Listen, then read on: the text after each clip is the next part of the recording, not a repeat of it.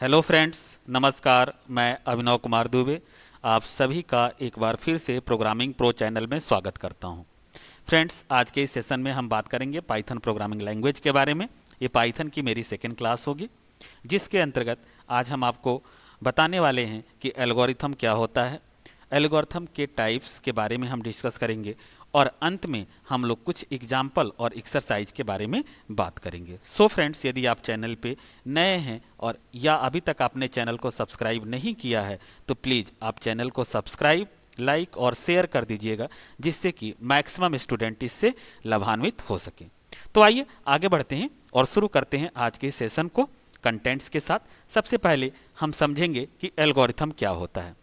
Friends, जैसा कि हमने फर्स्ट वीडियो में डिस्कस किया था कि प्रॉब्लम सॉल्विंग जो टेक्निक होती है उसके कई चरण होते हैं, कई स्टेप्स होते हैं। सबसे पहला जो स्टेप होता है वो होता है प्रॉब्लम आइडेंटिफिकेशन, यानी प्रॉब्लम को आइडेंटिफाई करना कि एक्चुअल में यूजर की प्रॉब्लम क्या है। जब यूजर अपनी प्रॉब्लम को आइडेंटिफाई कर लेता है, आफ्टर दैट उसके सॉल्यूशंस के बारे में वो सोचता है। तो प्रॉब्लम को आइडेंटिफाई करना स्टेप फर्स्ट है। जो प्रॉब्लम आइडेंटिफाई की गई है उसका सॉल्यूशन क्या होगा, जब यूजर उस प्रॉब्लम की सॉल्यूशंस को स्टेप बाय स्टेप अपनी लैंग्वेज में राइट कर देता है, उसको हम बोलते हैं एल्गोरिथम। इसीलिए हम कह सकते हैं कि जो एल्गोरिथम है वो ह्यूमन लैंग्वेज में किसी प्रॉब्लम को स्टेप बाय स्टेप कैसे सॉल्व किया जाएगा, उसके सॉल्यूशंस क्या होगा, जब step by step user like language में उसको राइट कर दिया जाता है तो वो टेक्निक कहलाती है algorithm. Algorithm non computer programming language होती है। इसमें हम किसी भी कंप्यूटर प्रोग्रामिंग लैंग्वेज के स्टेप्स को फॉलो नहीं करते हैं। ये यूजर लाइक लैंग्वेज में लिखी जाती है। यूजर ने प्रॉब्लम को आइडेंटिफाई क्या किया है, उसकी सॉल्यूशंस क्या होंगे, उसके स्टेप्स को आइडेंटिफाई करके लिखना ही कहलाता है एल्गोरिथम। तो उम्मीद करता हूँ कि आपको ये बात समझ में आ गई होगी।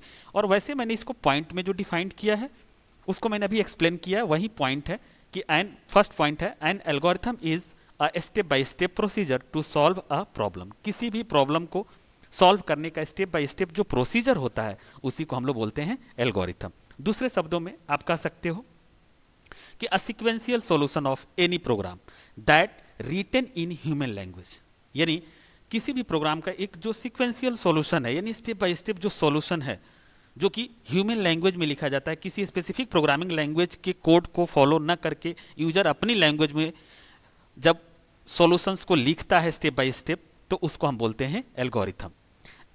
और तीसरे पॉइंट में हमने डिफाइन किया है in computer programming terms an algorithm is a set of well defined instructions to solve a particular problem. अगर कंप्यूटर प्रोग्रामिंग की टर्म्स में अगर हम इसको डिफाइन करना चाहें तो हम कह सकते हैं कि बेसिकली जो एल्गोरिथम होता है किसी भी प्रॉब्लम का एक वेल डिफाइंड इंस्ट्रक्शंस होता है कि उस प्रॉब्लम को हम कैसे सॉल्व करेंगे। उसको यूजर जब स्टेप बाय स्टेप राइट कर देता है तो उसको हम बोलते हैं एल्गोरिथम। तो उम्मीद करता हूं कि आपको ये बात समझ में आ गई होगी कि एल्गोरिथम बेसिकली किसी भी प्रॉब्लम का सॉल्यूशन क्या होगा उसका स्टेप बाय स्टेप प्रोसीजर है जो यूजर अपनी लैंग्वेज में राइट करता है। आइए आगे बढ़ते हैं। अब हम समझेंगे कि जब हम एल्गोरिथम राइट करते हैं तो एक गुड एल्गोरिथम की क्या क्वालिटीज़ होनी चाहिए। तो सबसे फर्स्ट पॉइंट ये है कि जब भी कोई हम एल्गोरिथम राइट करते हैं, प्रॉब्लम को जब हम आइडेंटिफाई कर लेते हैं और फिर उसके सॉल्यूशन को स्टेप बाय स्टेप लिखते हैं, तो हमें इस चीज़ को ध्यान में रखनी चाहिए कि जो प्रॉब्लम हमने आइडेंटिफाई किया है उसमें क्या इनपुट होगा, किस तरीके का इनपुट होगा और हमें किस तरीके के आउटपुट चाहिए, इसको पहले प्रिसाइजली डिफाइन कर लेना चाहिए। इसके बाद जो एल्गोरिथम होने चाहिए वो क्लियर स्टेप्स होने चाहिए, एरर फ्री होने चाहिए।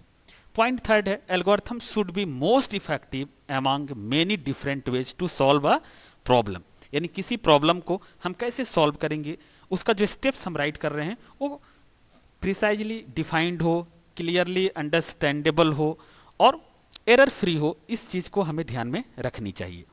तो ये कुछ अच्छे एल्गोरिथम के क्वालिटीज़ होती हैं जो हमें इस चीज़ को फॉलो करना चाहिए।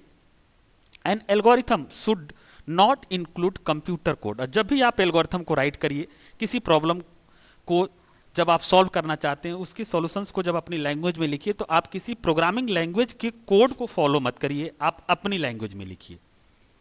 तो उम्मीद करता हूं कि आपको ये बात समझ में आ गई होगी कि जो एक अच्छी क्वालिटी की एल्गोरिथम होती है उसकी क्या कैरेक्टरिस्टिक्स होनी चाहिए। पॉइंट फर्स्ट, इनपुट क्या होगा, आउटपुट क्या होना है, ये पहले से डिफाइंड हो, हर स्टेप क्लियरली डिफाइंड होना चाहिए, एरर फ्री होनी चाहिए।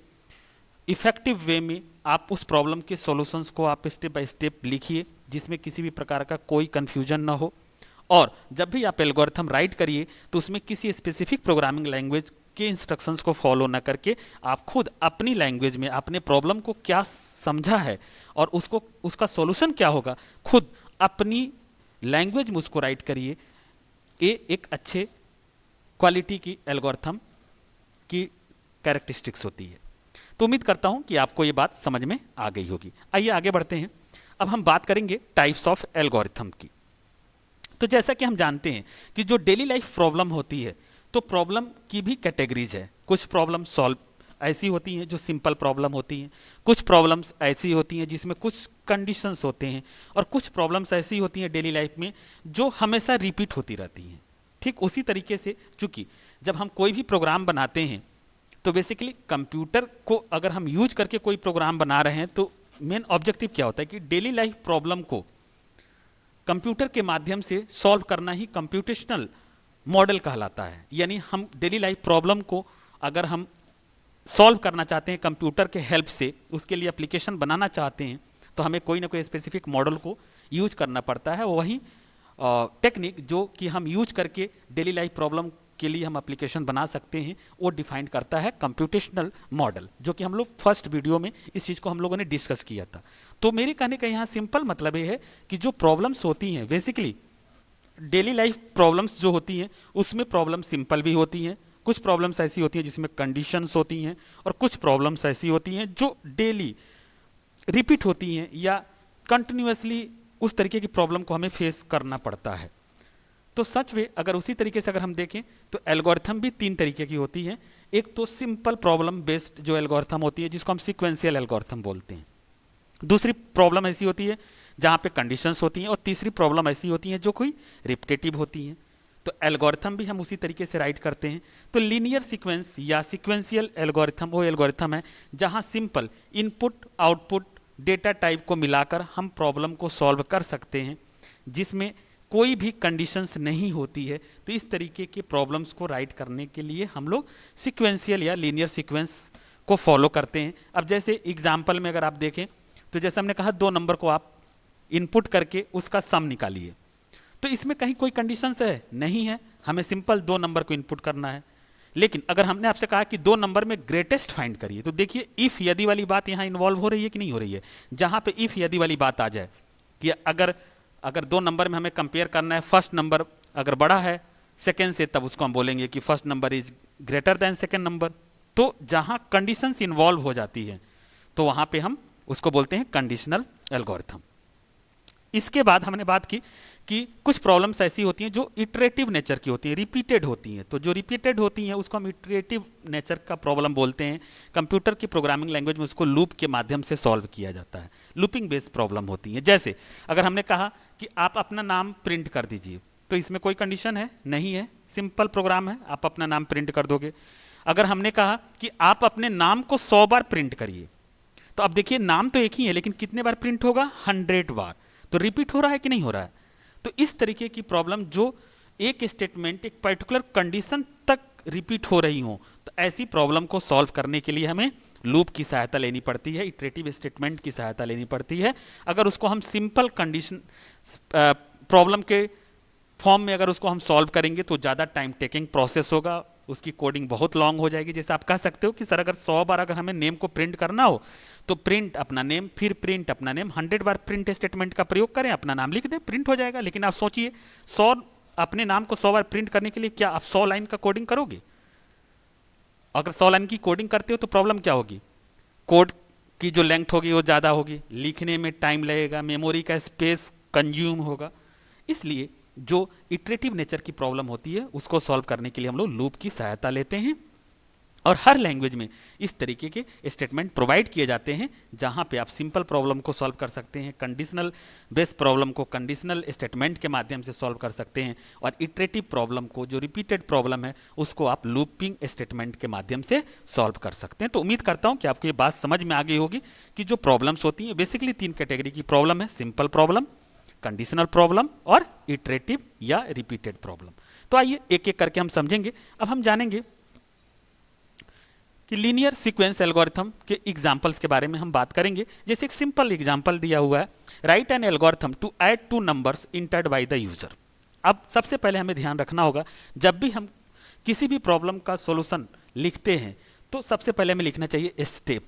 अब स्टेप चूंकि स्टार्ट करेंगे तो स्टेप फर्स्ट स्टार्ट, यहाँ पे जैसे कि आप देख सकते हो। फिर अब हमने तो आइडेंटिफाई कर लिया है कि प्रॉब्लम क्या है, कि 2 नंबर यूजर इंटर करेगा और उसको हमें क्या करना है, ऐड करना है। तो 2 नंबर को जब ऐड करना है तो इसमें इनपुट डिसाइड है कि हमें 2 नंबर इनपुट करने होंगे।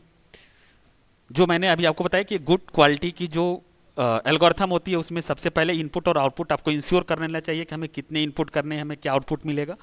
तो अब ध्यान रखिए कि जब 2 नंबर को आप इनपुट करोगे तो किसी न किसी वेरिएबल में लोगे कि नहीं लोगे।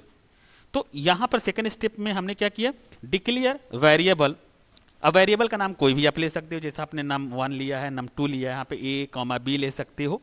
तो 2 वेरिएबल हम डिक्लेयर करेंगे और साथ में एक तीसरा वेरिएबल भी लेंगे जिसके अंदर उन 2 नंबर को हम ऐड करके रखेंगे। तो कुल मिलाकर फर्स्ट स्टेप में हम स्टार्ट लिखते हैं। सेकेंड स्टेप में हमें सोचना होता है कि हम जो प्रॉब्लम सॉल्व करने जा रहे हैं उसमें कितनी वेरिएबल्स की ज़रूरत पड़ेगी, यानी हम कितने नंबर इनपुट करेंगे, कितने हमें वैल्यूज को स्टोर करने की ज़रूरत है। तो जितने नंबर आप इनपुट करेंगे उतने ही आपको वेरिएबल्स लेने होंगे, प्लस आप रिजल्ट को स्टोर करोगे उसके लिए वेरिएबल लेना पड़ेगा। तो इस तरीके से, चूंकि वेरिएबल तो आप जानते ही होंगे कि किसी वैल्यू को स्टोर करने के लिए हम लोग वेरिएबल का प्रयोग करते हैं। वेरिएबल अब चूंकि कोई भी आप नेम ले सकते हैं, वैलिड आइडेंटिफायर के माध्यम से वो वेरिएबल नेम बना हो। हम लोग जब प्रोग्रामिंग एलिमेंट्स पढ़ेंगे तो वहाँ पे हम और ज़्यादा डिटेल में इसको डिस्कस करेंगे कि वेरिएबल क्या है, कांस्टेंट क्या है, वेरिएबल नेम कैसे बनाते हैं।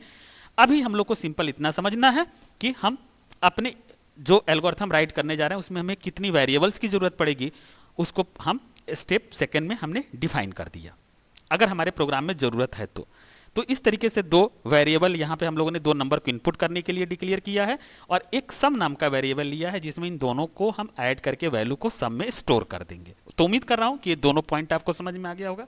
अब चूंकि अपनी लैंग्वेज में ही लिखना है, जैसे यहाँ पे लिख दिया गया डिक्लेयर वेरिएबल नाम कॉमा num2 एंड सम, तो इस तरीके से, यानी इस लाइन से समझ में आ रही है ना कि 3 वेरिएबल डिक्लेयर किए गए हैं।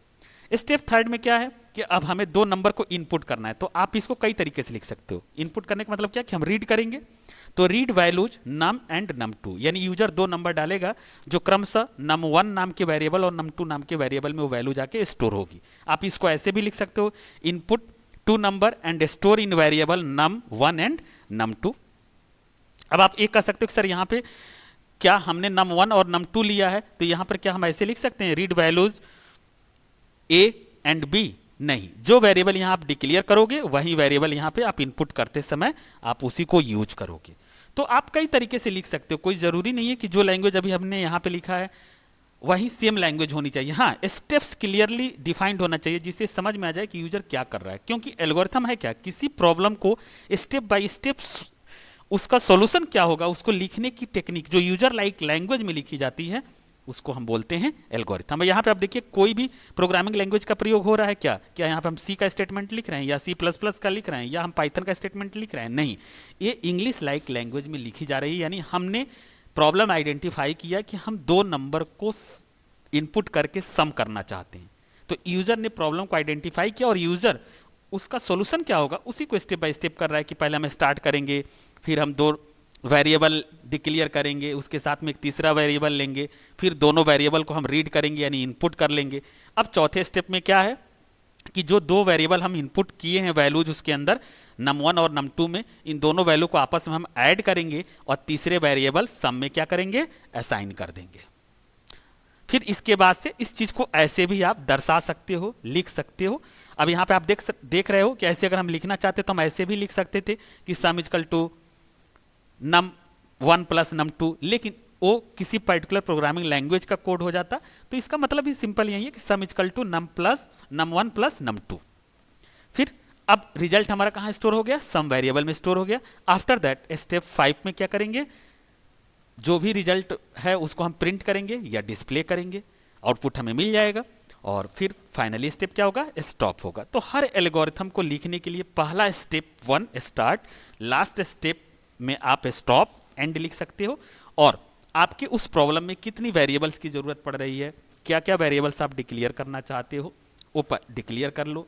इनपुट करना है तो आप रीड लिख सकते हो, इनपुट एनी नंबर लिख सकते हो, एंड स्टोर इन वेरिएबल, जो भी आपने वेरिएबल लिया है। फिर उस पर किस तरीके का ऑपरेशंस है वो स्टेप बाय स्टेप अपनी लैंग्वेज में आप डिफाइन कर दो। यही स्टेप होता है कि एल्गोरिथम लिखने का। तो चूंकि ये लीनियर सीक्वेंस एल्गोरिथम है, इसमें किसी भी तरीके की कंडीशन नहीं है, सिंपल इनपुट आउटपुट स्टेटमेंट का प्रयोग करके, वेरिएबल का यूज करके इस प्रॉब्लम को राइट किया गया है। तो उम्मीद करता हूं कि ये बात आपको समझ में आ गई होगी।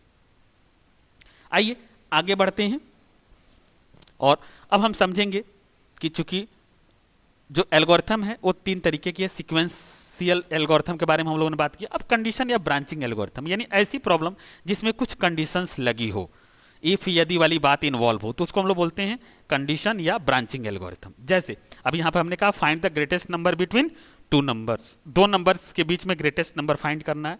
तो स्टेप पहला क्या होगा, स्टार्ट लिखेंगे। स्टेप सेकेंड में क्या होगा, read input 2 numbers in A comma B. अब आप कह सकते हो कि सर यहां पर क्या हमने डिक्लेयर, वेरिएबल को डिक्लेयर नहीं किया। तो वेरिएबल आप डिक्लेयर कर सकते हो, यहां पे आप लिख सकते हो स्टेप 2 यहां लिख कर आप लिख सकते हो डिक्लेयर वेरिएबल ए कॉमा बी, ये भी लिख सकते थे, फिर आप रीड कर सकते थे। या यहां पर read input 2 numbers in A comma B, तो इससे भी डिफाइंड हो गया कि ये और बी 2 वेरिएबल्स हैं जिसमें हम 2 नंबर को ऐड करना चाहते हैं। फिर तीसरे स्टेप में हमने चेक कंडीशंस लिखा है, यानी कंडीशंस यहाँ पे लगाएंगे। हमने कहा कि यदि ए की वैल्यू बी से बड़ी है देन प्रिंट क्या कर दे, ए इज ग्रेटेस्ट, नहीं तो एल्स का मतलब क्या होता है, नहीं तो प्रिंट बी इज ग्रेटेस्ट। अब आप कहोगे सर इफ तो किसी प्रोग्रामिंग लैंग्वेज का स्टेटमेंट होता है, लेकिन ध्यान दीजिए हमने यहाँ पे क्या लिखा है, इफ में आई को कैपिटल लिखा है, यहाँ पे देन लगा दिया है। तो इस तरीके से यूजर लाइक लैंग्वेज बन गया है, हम किसी स्पेसिफिक प्रोग्रामिंग लैंग्वेज कोड को यूज नहीं कर रहे हैं। तो नॉर्मली हमने ये स्टेप डिफाइन कर लिया है और लास्ट में हमने क्या लिखा है, स्टॉप कर दिया है। तो उम्मीद करता हूं कि ये बात आपको समझ में आ गई होगी। और किसी भी तरीके का अगर कोई डाउट होता है तो आप जरूर कमेंट करके बताइएगा। हाँ, यहाँ पे इस प्रॉब्लम को सॉल्व करने में अगर यहाँ पे एक स्टेप और ऐड आप करना चाहें तो कर सकते हैं। स्टेप 1 में स्टार्ट और स्टेप 2 में लिख दीजिए declare variable A and B, और फिर स्टेप आगे जो है एज इट इज आप कंटिन्यू कर सकते हैं। अदरवाइज अगर आपने स्टेप सेकंड भी लिख दिया है read input 2 numbers in A comma B, तो भी ये चल जाएगा, क्योंकि ये एल्गोरिथम है, कोई स्पेसिफिक ऐसा नहीं है कि ये किसी प्रोग्रामिंग की एज इट इज कोड लिखी जा रही है। यूजर प्रॉब्लम्स को क्या आइडेंटिफाई किया है और उसी को स्टेप बाय स्टेप लिखने का जो टेक्निक है वही एल्गोरिथम है। तो उम्मीद करता हूं कि एक कंडीशन या ब्रांचिंग एल्गोरिथम आपको बात समझ में आ गई होगी, जहां पे कंडीशन लगी हो, इफ यदि वाली बात इन्वॉल्व हो, तो उसको हम लोग बोलते हैं कंडीशन या ब्रांचिंग एल्गोरिथम। आइए आगे बढ़ते हैं और अब हम समझेंगे तीसरी टाइप की जो प्रॉब्लम होती है, जो इटरेटिव या रिपीटेड प्रॉब्लम होती है, जिसको हम लूपिंग स्टेटमेंट के माध्यम से सॉल्व करते हैं। जैसे एक एग्जांपल, हमने कहा कि आप अपना नाम 100 बार प्रिंट कर दो। तो अब देखिए ये प्रॉब्लम किस टाइप की है, नेम तो एक ही है लेकिन रिपीट कितने टाइम होगा, 100 टाइम्स होगा। अब इस तरीके से यहाँ पे क्या किया गया है, स्टार्ट पहला स्टेप होगा। अब हमने क्या किया कि एक काउंटर वेरिएबल लेंगे। जैसे आप सोचो अगर आपको 500 की एक गड्डी आपको दे दी जाए नोट की, तो आप क्या करते हो, जब काउंट करने के लिए दे दी जाती है तो जैसे आप फर्स्ट नोट लेते हो फिंगर से, जैसे उसको आप फर्स्ट नोट को लेते हो तो आपके माइंड में एक काउंटर लग जाता है 1, जैसे सेकंड नोट लेते हो तो काउंटर लग जाता है 2।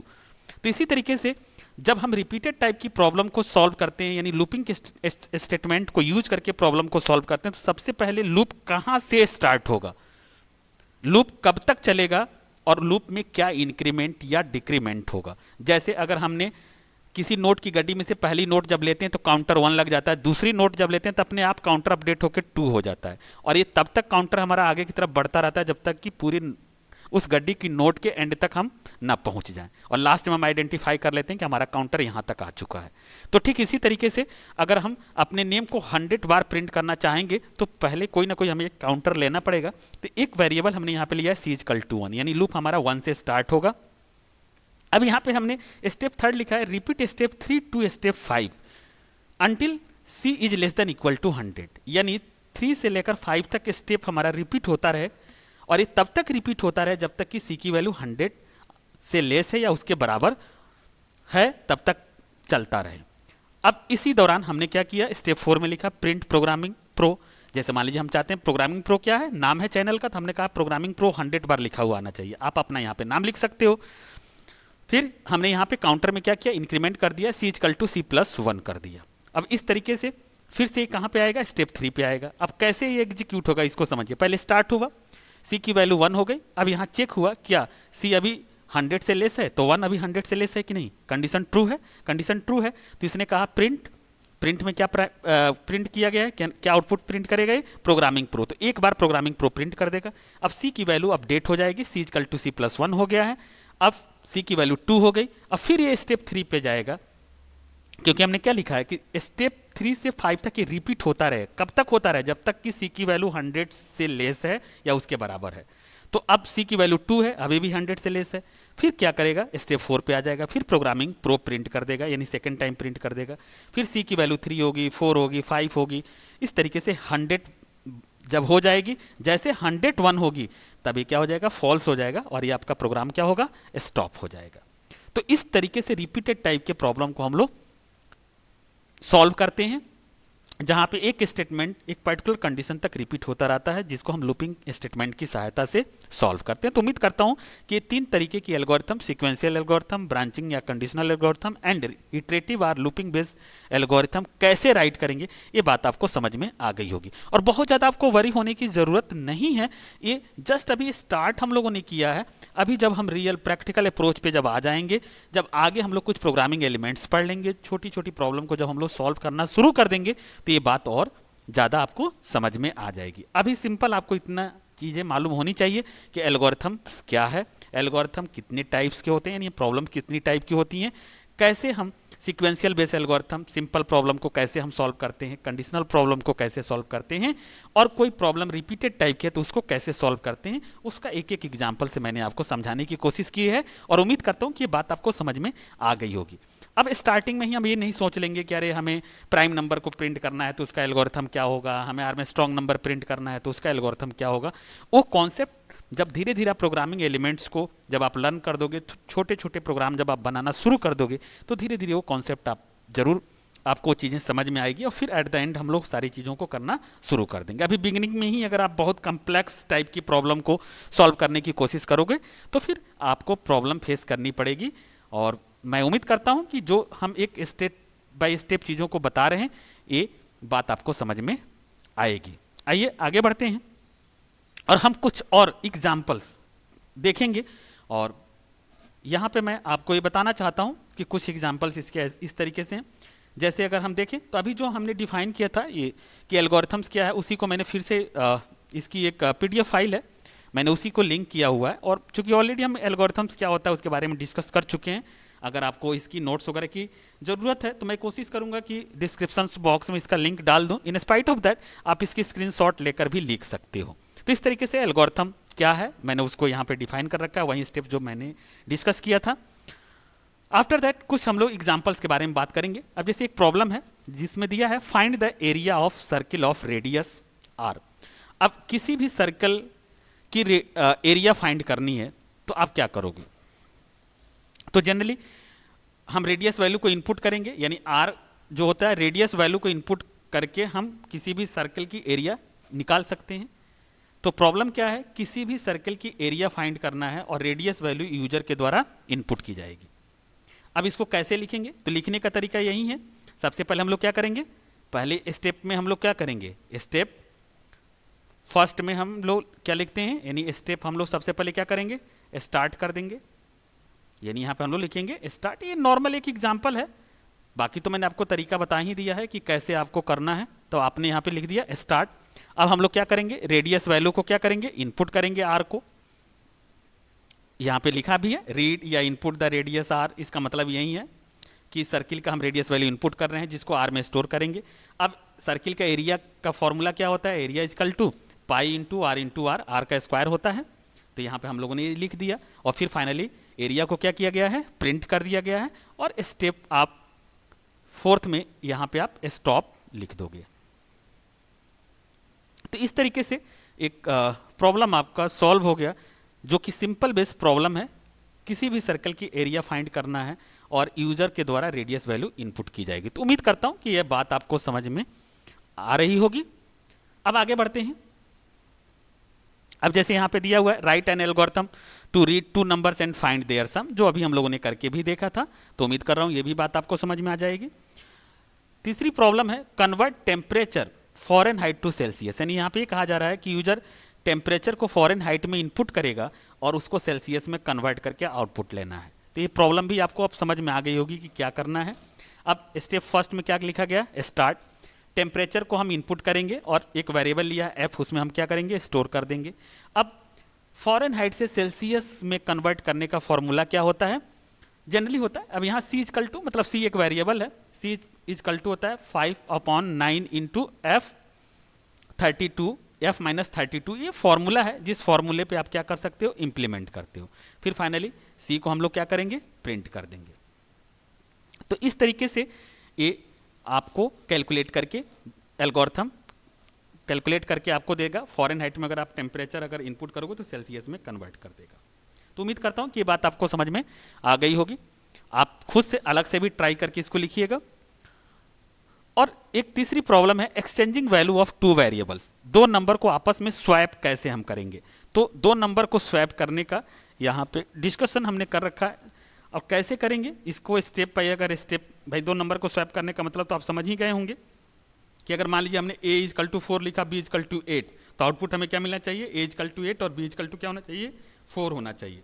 तो इस तरीके से यहाँ पर अब दो नंबर को हमें सबसे पहले क्या करेंगे, स्टार्ट करेंगे। फिर दो नंबर को हम लोग इनपुट करेंगे। मान लीजिए जो वेरिएबल है एक्स और वाई है। फिर क्या किया गया है कि जो एक्स है, बेसिकली एक्स की वैल्यू को एक टेम्प नाम का वेरिएबल लिया गया है जिसमें असाइन कर दिया गया है, यानी ये थर्ड वेरिएबल है टेम्प। तो एक्स की वैल्यू कहाँ पे ट्रांसफर हो जाएगी, टेम्प में हो जाएगी। अब एक्स खाली हो गया। फिर यहाँ पर एक्स इजकल टू वाई कर दिया गया। अब एक्स ने क्या किया, वाई ने क्या किया, एक्स में अपनी वैल्यू को ट्रांसफर कर दिया। अब वाई खाली हो गया। इस समय टेम्प में वैल्यू है जो एक्स के द्वारा आया है और वाई वाली वैल्यू एक्स में आ गई, वाई खाली हो गया। अब चूंकि टेम्प एक थर्ड वेरिएबल है, तो अब जो टेम्प में हमने एक्स की वैल्यू को स्टोर किया है उसको हम क्या करेंगे, वाई में ट्रांसफर कर देंगे। यानी हम कह सकते हैं कि temp is equal to Y is equal to क्या हो जाएगा, वाई इजकल टू टेम्प। तो इस तरीके से अब आप देख सकते हो कि with the help of third variable हम दो नंबर को आपस में क्या कर सकते हैं, स्वैप कर सकते हैं। फिर एक्स और वाई को हम लोग क्या करेंगे, प्रिंट कर देंगे और इस तरीके से दो नंबर आपस में क्या हो जाएगा, स्वैप हो जाएगा। तो ये सिंपल प्रॉब्लम है। उम्मीद करता हूँ कि आपको ये बात समझ में आ गई होगी। और इस तरीके से ये आपके एडिशनल 3 एग्जाम्पल हो गए। आइए आगे बढ़ते हैं।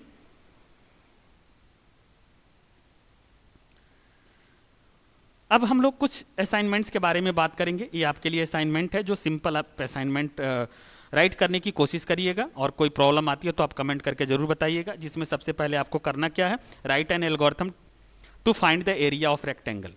किसी भी रेक्टेंगल की एरिया आपको फाइंड करनी है। लेंथ और विड्थ को आपको इनपुट करना होगा और उसके बेसिस पे आप एरिया फाइंड करेंगे। सेकंड है write an algorithm to find the area of circle. किसी सर्किल की एरिया आपको फाइंड करनी है, वो मैंने करके दिखाया है, आप फिर से करके देखिएगा इसको। थर्ड है write an algorithm to calculate the simple interest. आपको साधारण ब्याज कैलकुलेट करना है। यूजर के द्वारा प्रिंसिपल अमाउंट, रेट और टाइम जो है वो इनपुट किया जाएगा और उसके बेसिस पे आपको सिंपल इंटरेस्ट कैलकुलेट करने का एल्गोरिथम लिखना है। तो 3 अलग से ये मैंने आपको असाइनमेंट दे रखा है, आप जरूर राइट करने का प्रयास करिएगा। उम्मीद करता हूँ कि आपको ये वीडियो पसंद आई होगी। यदि आपकी कोई राय, सजेशन हो तो आप प्लीज़ कमेंट करके ज़रूर बताइएगा। और इस तरीके से मेरी कोशिश है कि जो सिलेबस मैंने आपको स्टार्टिंग वीडियो में दिखाया है उसको फॉलो करते हुए हम कोर्स को कंप्लीट करेंगे। और आप भी जैसे जैसे हम वीडियो डाल रहे हैं उस तरीके से आप लर्न करोगे तो आप डेफिनेटली पाइथन पे आपकी अच्छी पकड़ हो जाएगी। आप पाइथन को यूज करके अपनी कैरियर को आगे बढ़ा सकते हो। फिर मिलते हैं न्यू वीडियो में। Thank you.